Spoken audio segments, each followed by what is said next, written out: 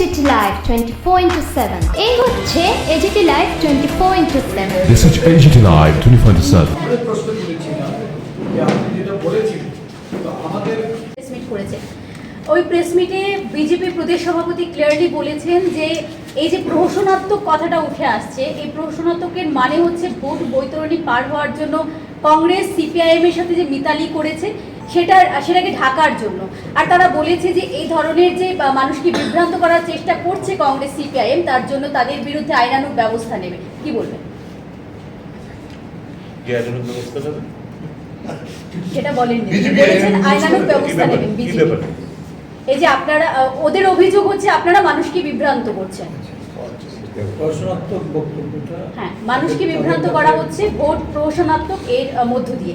এর বিরুদ্ধে তারা ব্যবস্থা নিতে পারে না আইনানুগ। কথা বললো প্রতি বছর সংখ্যাবঞ্চিত হয়েছে মেরেছে এবং আজকে আবার মিলে এই ব্যাপারটা নিয়েও তার দেখুন, এই নির্বাচনের মাধ্যমে মোদি এবং বিজেপির আসল নগ্ন চেহারাটা বেরিয়েছে। নির্বাচন কমিশন তাদের উপর আমাদের আস্থা রেখেছিল। এই অভিযোগ কিন্তু আমরা 2023 সালে নির্বাচনে আমরা করি নাকি করেছি, এরকম করিনি। কিন্তু এই নির্বাচনে করছি কেন? যেন তেন প্রকারে সিট জিততে হবে। মোদির যে স্বপ্ন, যেটা কোনোদিন বাস্তবায়িত হবে না এবং 4 জুনে সেটা টের পাবেন।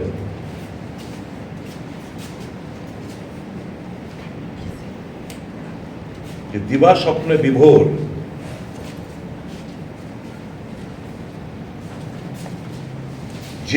যেভাবেই হোক নির্বাচনে জিততে হবে মানুষকে। ভোটাধিকার, এই যে আজকে যখন আমি ভোট দেওয়ার পর এরকম আগুন দেখাচ্ছিলাম, আমার খুব কষ্ট হচ্ছিল। কারণ ইতিমধ্যে তখন আমি 12টা 10 নাগাদ যাই। সকালবেলা থেকে হাজার হাজার মানুষের নিলে আমার চিনিও না, দাদা অমুক জায়গা থেকে, কাকড়াপুর থেকে, দাদা আমরা উদয়পুর থেকে। ওরা বয়োজ্যেষ্ঠ মহিলা বলছে, বাবু রে আমার বাড়ি পিত্রা, আমাকে ফিরে দিচ্ছে, আমার ছেলেরে মাইরে দিচ্ছে। এই অজস্র ফোন, আর আমাদের ফোন পে শুধু নির্বাচন কমিশনের গোচরে আছে। ঠিক নির্বাচন কমিশন আজকে স্বীকার করেছেন, সিও সাহেব, সরি আমরা ত্রিস্তরীয় সিকিউরিটি ব্যবস্থা আমরা করতে পারিনি, কারণ আমাদের হাতে এডিকুয়েট ফোর্স ছিল না। নির্বাচনটা করলে কেন? আমরা তো ভেবেছিলাম 2 ফেজের নির্বাচন, হয়তো বা সিকিউরিটির শর্টের জন্য 2 ফেজের নির্বাচন। এখন দেখতে পাচ্ছি 2 ফেজের নির্বাচন, এই যে শব্দটা হলো প্রহসনাত্মক, ওখান থেকে হাজার হাজার গুন্ডা পান্ডা এনে এই যে ভোটারদের যে আটকেছে, ওই সমস্ত ফলস ভোটিংয়ের মাধ্যমে এই ভোটের পার্সেন্টেজটা একটা বরদাস্ত করেছে। আমি সকালবেলা বলেছিলাম যে একটা দেখবেন 7 ডিক্লাইন, আমাদের রাজ্যের বরাবরে 89, 90, 91, 92, 93 এরকম সংখ্যা ভোট পার্সেন্টেজ হয়ে থাকে যে কোনো নির্বাচন, এবং দেখবেন এটা ডিক্লাইন হবে। এটা ফলস টলস দেওয়ার পরেও, মানুষের আটকানো পরেও, তারপরও ডিক্লাইন। সবটাই পুলিশ প্রশাসন ইলেকশন কমিশনকে দাবিয়ে এই ভোট প্রহসনে পরিণত হয়েছে। এবং সেই জন্যই আমাদের যে নারায়ণবাবু ডিমান্ডটা করলেন, এটা পুনরায় নির্বাচন হোক, এটা বাতিল বলে গণ্য করে পুনরায় নির্বাচন হোক, মানুষকে আশ্বস্ত করুক, ত্রিস্তরীয় ব্যবস্থাপনা রাখুক, সিকিউরিটি, মানুষকে সিকিউরিটি প্রদান করে আশ্বস্ত করে মানুষকে ভোট কেন্দ্রে নিয়ে এসে ভোট প্রদান করুক। মানুষ যে যাকে ভোট দিক আমরা এই অভিযোগগুলো করবো না। আপনারা কি আপনার সাংবাদিক বন্ধুরা কি দেখেছে সকালবেলা থেকে?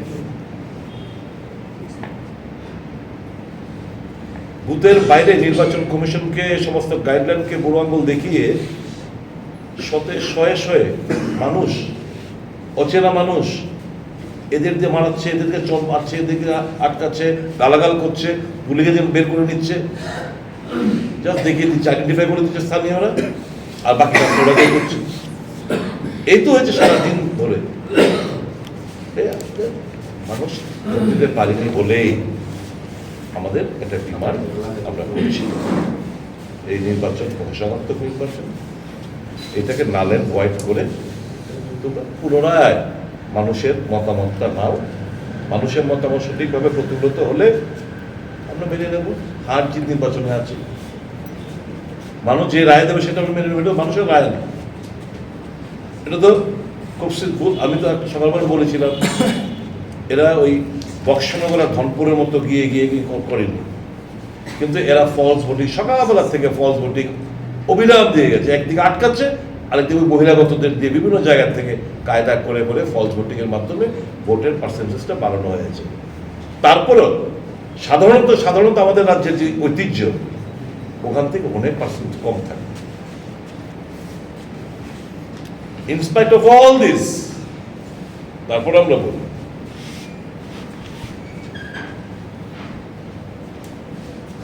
যারা এই এত বাধা বিপত্তির মধ্যে ভোট প্রদান করলেন, ভয়, হুমকি, চোখ রাঙানো, এই সমস্ত উপেক্ষা করে যারা ভোট কেন্দ্রে এলেন, ভোট দিলেন, তাদেরকে আমাদের দল এবং ইন্ডিয়া মঞ্চের তরফ থেকে আমরা তাদেরকে অভিনন্দন জানাই। একটা বিশাল অংশের মানুষ,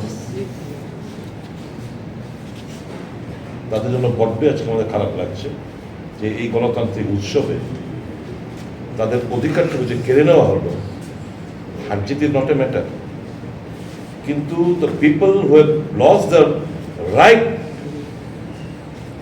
অধিকার, ভোটিং এর অধিকার, সেটাই যে কেড়ে নেওয়া হলো, যার বিরুদ্ধে আমাদের মূলত লড়াই, যে সংবিধান বাঁচাও, গণতন্ত্রের পুনরুদ্ধার করো, এই যে অধিকারগুলোকে যে কেড়ে নেওয়া হলো, তাদের জন্য আমাদের প্রচন্ড কষ্ট হচ্ছে। এবং সেই কারণেই আমরা এই ইলেকশনটাকে নাল অ্যান্ড ভয়েড করে পুনরায় নির্বাচন করার আমরা জানাচ্ছি। এই রিপোলিং এর যে বিষয়টা, আপনারা ইন্ডিয়া জোটের তরফ থেকে যখন সিইওর কাছে বা রিটার্নিং অফিসারের কাছে দেখা করেছিলেন, তখন কি বিষয়টা বলেছিলেন যে আপনারা পুনরায় ভোটের দাবি জানাচ্ছেন? বা তখন দুইটার সময় কেন রিপোর্ট চাইছি, তখন বলেছে 80% পুলিং বুথ ক্যাপচার হয়েছে, এজেন্ট তাড়িয়ে দিয়েছে, তুমি ব্যবস্থা। সারাদিন 49টা বুথে ঘুরেছি এবং 12টার মধ্যে মোট 28টি বুথ সম্পূর্ণভাবে আমাদের পোলিং এজেন্ট মুক্ত, মানে তারা ছিলেন না, না আমার না আশিসবাবু। জাতীয় কংগ্রেস এবং সিপিআইএমের পোলিং এজেন্ট অ্যাবসেন্ট ছিল 12টা পর্যন্ত। তার আধা ঘন্টা বা 1 ঘন্টার মধ্যে বাকি আরও কয়েকজন পোলিং এজেন্ট বুথ মিলিয়ে হিসেব করে দেখেছি 33 থেকে 34 জন পোলিং এজেন্ট ছিলেন না। এই যে প্রতিটি বুথে আর কি 33 থেকে 34টি পোলিং বুথে ছিলেন না। তারা ছিলেন না মানে তারা আসতে পারেননি। এই ঘটনাটা ঘটেছে আগের দিন থেকে বা তারও আগের থেকে। যদি যাও সম্ভাব্য পোলিং এজেন্ট যারা, তাহলে বাড়ি আক্রমণ করা হবে, এলাকায় থাকতে পারবে না। সেন্ট্রাল ফোর্স থাকলেও সেদিনের দুপুরের মতো হয়তো রক্ষা পাবে, কিন্তু ফিরে আসতে পারবে না। এই ধরনের হুমকির মুখে পোলিং এজেন্টদের দায়িত্ব পালন করার মতো অবস্থা ছিল না। তারপরেও অনেক কষ্ট করে কয়েকজন পোলিং এজেন্ট সারাদিন কোনোরকমে টিকে ছিলেন। সংখ্যাটা 13 থেকে 14 মতো হতে পারে, এই হচ্ছে বিষয়। আর ভোটারদের ক্ষেত্রে যেটা বলবো সেটা হচ্ছে দুর্বলতর অংশের মানুষ, গরিব মানুষ, সংখ্যালঘু অংশের মানুষ, যেটা বর্ডারিং এরিয়াতে আছে। আপনারা জানেন এরিয়াগুলির নাম নিয়ে আমি সময় নিতে চাই না। এই বিস্তীর্ণ এলাকাতে কংগ্রেস সমর্থক, সিপিআইএম সমর্থক, অর্থাৎ ইন্ডিয়া ব্লকের সমর্থক যারা ভোটার, তাদের বাড়ি বাড়ি গিয়ে বলা হয়েছে ইলেকশন কমিশন থেকে যে স্লিপগুলো দেওয়া হয়েছে, এই স্লিপগুলো আমাদের হাতে দিয়ে দাও এবং তোমাদের যে আই কার্ড আছে এটা আমাদের দিয়ে দাও, ভোট হয়ে গেছে ধরে নাও, তোমাদের যেতে হবে না। উপরন্তু তারা এটাও বলেছে যে তারা দল পরিবর্তনের নামে কিছু নাটক করেছিল। যারা এরকম করেছে বলেছে তোমরা তো আমাদের দলেই এসছো, বলেছো তোমাদের ভোট কেন্দ্রে যেতে হবে না। এইরকম করে একেবারে দক্ষিণ জয়নগর থেকে ধরে সান্নুরা পর্যন্ত আমি আপনাদেরও বলেছিলাম আপনারা আসুন আমার সঙ্গে, আপনারা ছবি নিন। তখন সাংবাদিকদের মধ্যে একজন বলেছিলেন যে ওখানে গেলে তো আমাদের নিরাপত্তা থাকবে না। একেবারেই সঠিক কথা। আমি সেখানে সারাদিন ঘুরে এটাই বুঝেছি। তো এইভাবে সেখানে হয়েছে। স্বাভাবিকভাবে বুঝতেই পারছেন, আউট অফ 49 যদি 33 ও 34 ভোটস যদি ক্যাপচার্ড হয়ে থাকে, রিগড হয়ে থাকে, যে অবস্থাটা হয়েছে, তাহলে সেখানে কি ভোট হয়েছে? সেটা টোটালি রিগড হয়েছে। এই হচ্ছে ঘটনা। আর যে অংশটা আছে সেই অংশটা শেষ পর্যন্ত আমরা আনতে পারিনি রিপোর্ট। সেখানে যে খুব একটা ইতিবাচক হবে অধিকাংশ এটা বলা যায় না। তো এই অবস্থার মধ্যে যেটা আশিসবাবু বলেছেন, এই আশঙ্কা রামনগরের ক্ষেত্রে তো একেবারে রাজধানীর একটা সিট, আপনারা বুঝতেই পারছেন, একই বিষয়। কাজেই একইভাবে আমি বলতে চাই এটা প্রহসন হয়েছে। এই ক্ষেত্রে নেতৃবৃন্দ আছেন, অন্যরা বলবেন। কাজেই এটা যে দাবি আশিসবাবু রেখেছেন, আমি একসঙ্গেই বলতে চাই, বা বামফ্রন্টের কনভেনর নারায়ণ কর যেটা বললেন, একসঙ্গেই বলতে চাই, নির্বাচন কমিশনের দৃষ্টি আকর্ষণ করা সত্ত্বেও এটা কিন্তু হয়েছে। কাজেই বাকিটা নির্বাচন কমিশনের কাছে আমরা ডিমান্ড আকারে রাখবো। এটা এখানে বাকি কনক্লুশনে যেটা আসবে তার সঙ্গে আমি একমত। উনি প্রার্থী লোকসভা নির্বাচনের পশ্চিম ত্রিপুরা আসনে, উনি বিস্তৃতভাবে বলেছেন।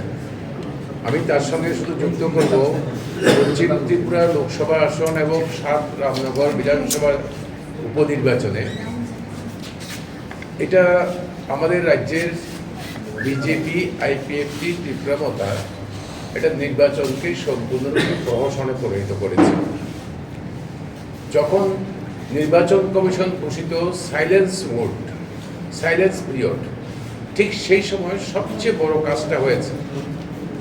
সম্ভাব্য যারা পুলিং এজেন্ট, যেটা বলেছেন উনি, এই পুলিং এজেন্টদের বাড়ি বাড়িতে গিয়ে বলেছে, বিশেষ করে ধর্মীয় সংখ্যালঘু এবং তফসিল জাতি, বস্তি এলাকা, ঘনবসতিপূর্ণ গরিব এলাকাগুলোতে ওখানে শুধুমাত্র ডোল বিলি না, ধমক দিয়েছে যে শান্তিপূর্ণভাবে আছো, এখানে থাকো, যদি কালকে ভোট দিতে যাও তাহলে পরে মানে অসুবিধা হবে, আর থাকতে পারবে না। এটা এই ঘটনাটা ঘটেছে শুধুমাত্র তখন যখন নির্বাচনের প্রকাশ্য প্রশ্নটা শেষ হয়েছে তখন।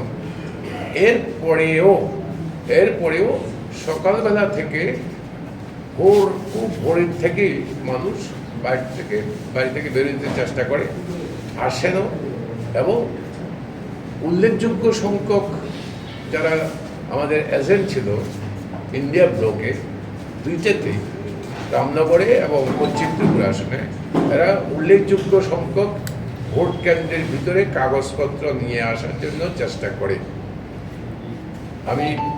আমরা ইন্ডিয়া ব্লকের তরফ থেকে এই যে মানুষের যে ভোটের প্রতি যে আগ্রহ এবং তারা যে বেরিয়ে এসছেন, এই সমস্ত প্রতিকূলতার মধ্যে তাদেরকে অভিনন্দন জানাচ্ছি, ধন্যবাদ জানাচ্ছি, তাদের প্রতি কৃতজ্ঞতা জানাচ্ছি যে সমস্ত প্রতিকূলতার মধ্যেও তারা বেরিয়ে এসছেন। কিন্তু তারা এর পরেও থাকতে পারলেন না।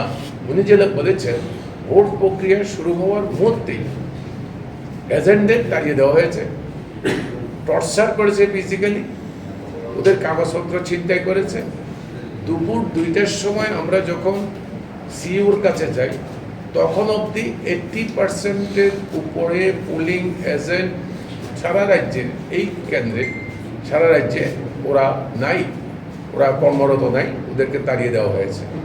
শুধু তা না, এমনকি উনি যেটা বলেছেন যে লাইনের মধ্যে থেকে লাইনে ঢুকে গেছে মানুষ, এই সমস্ত প্রতিকূলতার মধ্যে এখান থেকে টেনে বের করে নেওয়া হয়েছে।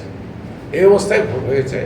এই ভোটটা সম্পূর্ণরূপে প্রহসনাত্মক ভোট, এবং এই প্রহসনাত্মক ভোট সফল করতে পেরেছে এই জন্য কি বাইরের এই নির্বাচন কেন্দ্রের বাইরের লোকদের এনে এক একটা পুলিং বুথে জড়ো করেছে, এবং সেটা করেছে কালকে রাত্রে থেকে। শুধু আগরতলা না, আগরতলার বাইরেও ইলেকশন ছিল, উদয়পুর ছিল, সোনামুড়া ছিল, বিলোনিয়া ছিল, এই সমস্ত জায়গায় ইলেকশন ছিল, ওয়েস্ট ত্রিপুরাতে ছিলই। ওই সমস্ত জায়গাগুলোতেও পার্শ্ববর্তী এরিয়া থেকে লোক ঢুকে পড়েছে, এবং অধিকাংশ পুলিং বুথ জাম করেছে বাইরের লোকরা। কিন্তু কেউ তাদের স্পর্শ করেনি, অবাধে তারা এরপরে বিকেলের দিকে 2টার পর থেকে তারা ভোটিং আরম্ভ করে এবং সেই ভোটকে এখন দেখানোর চেষ্টা করবে 85+, এটা দেখাবে 85+। এটা মানুষের ভোট না, এটা প্রকৃতপক্ষে মানুষের ভোট না। এই ভোট হচ্ছে জালিয়াতিপূর্ণ ভোট। এই ভোট বাতিল করা হোক এবং পুনরায় রামনগর বিধানসভা কেন্দ্রের উপনির্বাচন এবং পশ্চিম ত্রিপুরা লোকসভা নির্বাচন, এই নির্বাচন আবার করা হোক, যাতে করে ইনশিওর করুক নির্বাচন কমিশন যে মানুষ যেন প্রকৃতপক্ষে ভয়মুক্ত পরিবেশে অবাধে সুষ্ঠুভাবে ভোট দিতে পারে এমন একটা পরিবেশ তৈরি করুক। এবং এটা আজকে শুধুমাত্র এই জন্য না, সামনে পূর্ব ত্রিপুরার লোকসভার যে 26 তারিখের নির্বাচন, এটা হচ্ছে তার কাছে একটা বড় সিগন্যাল। নির্বাচন কমিশনের কাছে আমাদের অনুরোধ হচ্ছে আজকের অভিজ্ঞতার দিকে এখন থেকে যদি কঠোর পদক্ষেপ এবং সুষ্ঠু পদক্ষেপ গ্রহণ করে, তাহলেই একমাত্র সম্ভব যে 26 তারিখে অবাধ, সুষ্ঠু, শান্তিপূর্ণ নির্বাচন করা সম্ভব হবে। নতুবা 26 তারিখও একই রকম চিত্র বেরিয়ে আসবে।